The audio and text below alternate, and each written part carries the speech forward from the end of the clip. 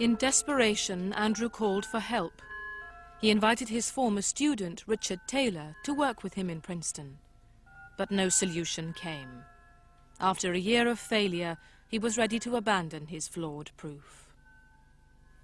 In September, I decided to go back and look one more time at the original structure of Flach and Kolyvagin to try and pinpoint exactly why it wasn't working, try and formulate it precisely. One can never really do that in mathematics, but I just wanted to set my mind at rest, that it really couldn't be made to work.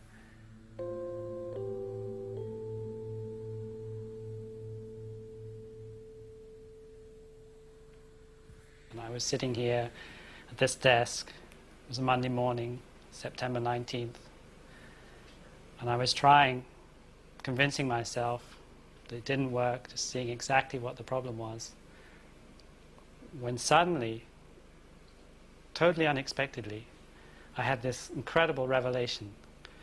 I realized what was holding me up was exactly what would resolve the problem I'd had in my Iwasawa theory attempt 3 years earlier.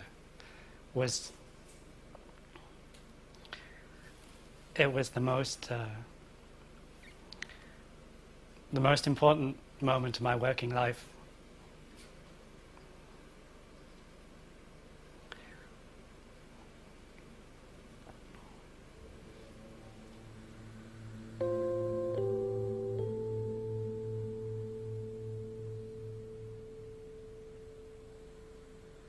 It was so indescribably beautiful. It was so simple and so elegant. And I just stared in disbelief for 20 minutes. And then during the day I walked around the department. I'd keep coming back to my desk and looking to see it was still there. It was still there. Almost what seemed to be stopping the method of Flach and Kolyvagin was exactly what would make horizontal Iwasawa theory, my original approach to the problem from 3 years before, would make exactly that work. So out of the ashes seemed to rise the true answer to the problem.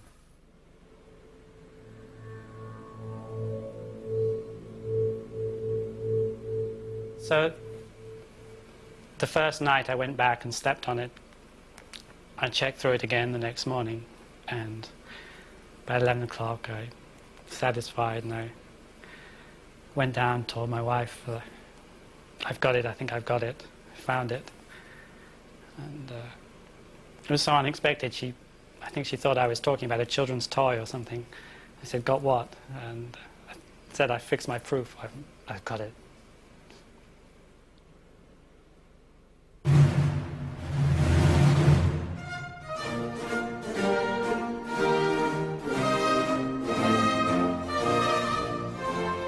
I think it will always stand as one of the high achievements of number theory.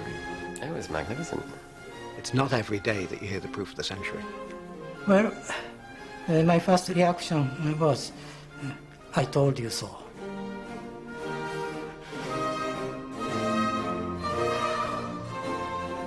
The Taniyama-Shimura conjecture is no longer a conjecture, and as a result, Fermat's last theorem has been proved. But is Andrew's proof the same as Fermat's? Fermat couldn't possibly have had this proof. It's a 20th century proof. There's no way this could have been done before the 20th century. I'm relieved that this result is now settled. But I'm sad in some ways because Fermat's last theorem has been responsible for so much. What will we find to take its place? There's no other problem that will mean the same to me. I had this very rare privilege of being able to pursue in my adult life what had been my childhood dream. I know it's a rare privilege, but if one can do this, it's more rewarding than anything I could imagine.